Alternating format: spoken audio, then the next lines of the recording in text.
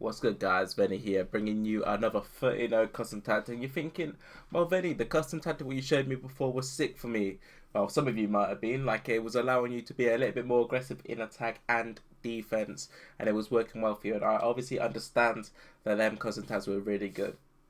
But there's a problem with the custom tactics, I'll be totally honest with you, and that is the main problem is the counter attack issues. I played that custom tactic so much, and when I started to play the higher level players, because I was obviously competing at pro level, I was finding with them custom tactics, I was struggling to basically defend against the pro players. The pro players will take a little bit longer, and you don't really need to be able to press that much. So this is going to be like a plan B if that main custom tactic. In foot champs, I'll say the custom tactic, what I said before, is brilliant. Like it's going to allow you to destroy them people you can always destroy.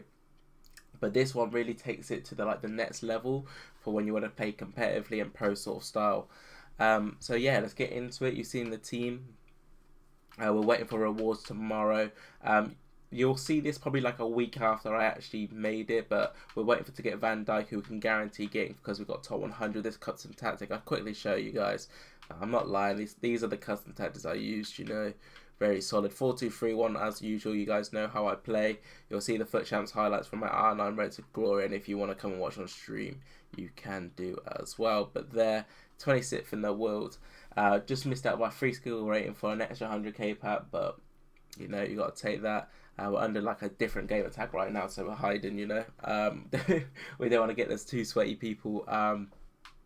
But yeah, this is the team. Obviously, it's a very pay-to-win team.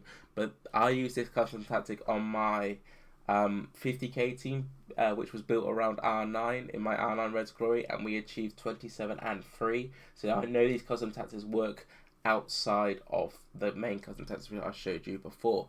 Like I said, them custom tactics are really good for the aggressive sort of style against the people you can batter, but this is more so if you want to be a bit more conservative and you want to be a little bit more smart with how you're playing, and being a little bit more secure at the back, because obviously some of you that attack style, that attacking sort of style, the high press will work perfect, but this sort of gives you a little bit more of a safer option, and if you're good at pressing, this tactic will also work very well for you. But let's get into it.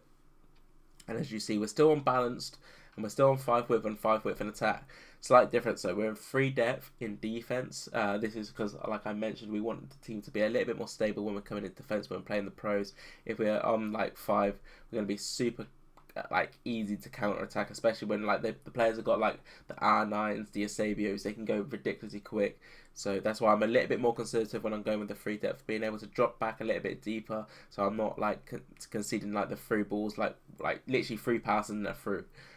So yeah, if you're struggling to defend with the old custom tactic, I definitely recommend trying this custom tactic for you. And I said, this is probably better for against the sweaty players you will come up against. And players in the box gone down to 3. And you'll see the slight difference in one of the CDM spots that we've got stay back on them and one on balance. And it's just with 3, it just allows me to understand where the CDM who's on balance is actually going to sit. When I have it on 5, sometimes it's good to have both of them on that, on balance when you have 5, because they're both naturally going to come into the similar position. When you've got one stay back on one sort of balance, they sort of get split up, and having that 3 players in the box sometimes allows them to be a little bit deeper, so they're still in line with each other. So that's why I've got down to 3 players in the box. But yeah, let's get into the custom tactics. Let's obviously start with the backline and then move forward. Nothing on the keeper. Keep it as balance. Usual. Stay back on the right back and left back. As I mentioned, every custom tactic, this is probably vital with your custom tactics. If you don't use this, no matter what formation, you are going to concede goals, because what happens, a lot of people will play down the wings, and if you've got balance, your defense will wing backs will be in that quite a higher standing position. They might join the attack, or just naturally in defense when they're in a defensive shape will be a little bit more aggressive, tighter to the winger. You might want that, but I feel like you're going to get countered and it's going to be an easy through ball down the line, and that's where people are quite deadly, obviously cutting back into the CDMs or into the attackers. As I mentioned, with the CDM spots, we've got it slightly different now though. Cut pass and the stay back and cover centre on 1, which is going to be our Laurent Blanc, our more defensive one. That's what you want to put him on. And then your more attacking one, just put him on cover centre, balance. Obviously we got Hullet, he's probably the best for the job. In my opinion, it goes Hullet, Zidane, and then Bobby Firmino Scream card. If you've got the mega coins, that is. Obviously, if you've got cheaper coins, I have to go into detail about that in another video, which will be coming out soon. You know, we've got a lot of content coming out on the YouTube. Obviously, the R9 Road to Glory coming out. Loads of custom tactics stuff. What I'm still going to bring to you guys at least once a week, a different custom tactics just to stretch your team. Whilst we got like players for a certain price, best teams for 50, like a set amount as well. So definitely look out for them type of stuff. But yeah, as I mentioned, cut pass and stay back. And a slight problem with this, when you first use it, when you're in defense, you'll notice like the transition from their defense to attack. With the cut passing, a lot of times your Hullet and like Blanc will naturally like swap positions, where because of the cut passing lane, Blanc will sometimes come over to the left. Let's say if that's where Hullet was originally like starting. So just be a little bit wary of that. Just understand, okay, if my Blanc's gone to the left, my Hullet's going to be on the right. You know, that type of information is important to keep in your head, so you just know where your players are. So when you're doing your player switching to go and press the ball, you know who's where, and it's easy to like, you know, transition from there. Once again, on the cams, balance. We don't change anything with them. Keep them like as standard, and this is important because, as I said, even though this is still quite defensive, like it's got more defensive compared to the original. With having these on balance, you're still able to press at a slightly higher precision. If you have them come back, they're naturally just going to come deep, sit in your half, you know, like in your final third, and you're not going to be able to press their wing backs a lot quicker. And that's where a lot of people are trying to sort of hold the ball for no point. If you have your wingers like high press, especially if you've got fast ones, you can easily snatch the ball off them and then use that space behind what they've left. Obviously, as I mentioned, the cam also on balance. Drift wide, get in behind and come back on defense. And then we're going to talk a little bit about why has this changed and what's changed basically. So we got come back on defense on Eusebio, and this is changed from having it on balance. There's no real difference, but as I mentioned, like this is to be a little bit more smarter when you're playing the higher level players. And what happens when you put come back, as you know, in 4-4-2, your two strikers will drop down in that sort of spot what covers the two CDMs. So it's easy for you to like cut that past what a lot of people do between the two CDMs. You know, a lot of people will go from their right back into the CDM and then go to the other CDM and then go across again. What this allows is the Eusebio and Neymar to sit sort of dead on their CDM, so it's easy for you to get the ball back. So that's why I've come back on defense. Obviously a little bit more conservative as well. Just helps them in defense when I'm playing the tougher opponents. Drift wide and getting behind. So I've used this on two different accounts now. Obviously one with Eusebio, and for some reason this tactic works really well with Eusebio, and the drift wide and get behind. He doesn't go missing, but when I was using this custom tactic on R9 with the drift wide getting behind, he was disappearing a lot of times. It was just like triggering runs where I didn't really want him to be occupying. So if that is the case, what I did with him, I actually put it on target man, and then if you still want him to be able to do some more attacking runs, maybe put it on balance. But I was either trying out target man or getting behind. As I mentioned, the Eusebio worked really well for getting behind, but the R9 didn't. So maybe have a little flip around, just see what you prefer.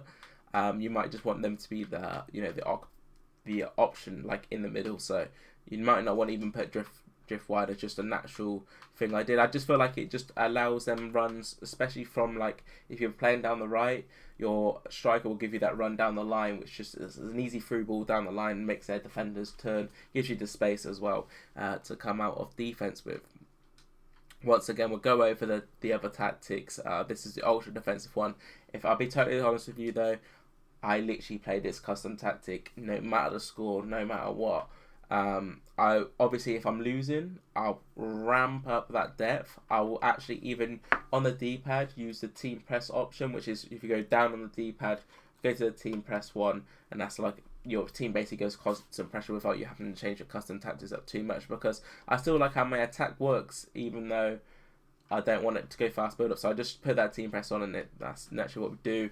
And then if I need, like say if I'm 2 goals down, I'll go up on the D-pad and put attacking fullbacks on, so I'm gone like really attacking. And be careful if you do that. Obviously if you're 2 goals down, you've just got to risk it at that point, but your wings will be very exposed and you're quite often left with 2 centre backs, so just be aware if you do change to that. But as I said, I usually just do that with the main custom tech. If you want to see how I obviously play, I say you can go in my streams which will be in my description, or just look at the Foot Champs highlights. You'll sort of see how the game sort of pans out. But it's going to the ultra defensive one, 5 width, 3 depth. As I mentioned, this is just to be a little kill out the last 10-15 minutes, but I don't even do that often. I just keep it on that one what I have. 5 width, 4 players in the box. Actually, there's one thing I do actually. If it is a really tough game and you need that defensive security and you don't need your CDM to come in to attack now, add the other one to cut pass and stay back, so you've got double CDM staying back, because if you've still got that one going forward, you can get exposed very easy on the counter attack, just in case. But yeah, possession, 5 width, 4 players in the box. Target man and comeback on this one, as I mentioned. With this one, you want your player to be there as an option. You don't want them to really be getting in the behind, because you're going to be risking a lot of pass if you have getting behind. If you target man, he's going to give you an option to feet, and it's easy to come out of defense from there. Come back on all of them. That's just the standard thing. Cut pass and stay back, cover center. As I mentioned, this is the very defensive sort of style. And my plan B, this is like, if 4-2-3-1 for some reason I can't score with it, I'll go to this 4-2-2 and just basically go all out. This actually should be long ball, just so it's actually just like ridiculously more aggressive. But high width, high depth. This is like if it's 2-3 goals in the 4-2-3-1 with the team press isn't working. We go to this 7. I think it's like 8 depth, 7 width, and we're just trying to squeeze them as much as possible. Long ball on, just so we can have people running forward. 5 players in the box. 5.7 players in the box. All basic really when it comes to this. Cut passing on stay back on one of the CDMs, and then cut pass and balance on the other. Balance on the right back and left back. And yeah, that's basically the custom tactics I used this week to get 26-0. It was a custom 26-0, 30-0, 26th in the world, and it's actually the custom tactics I used in the pro qualifiers, where I was 1 game off. I had to win 1 more game out of 2 games to qualify for Foot Champs Cup 3, but sadly fell short. But yeah, that'll be it for the video, guys. Don't forget to like, comment, and subscribe. Hope you guys enjoyed. As I mentioned, follow my socials down below, and yeah, peace.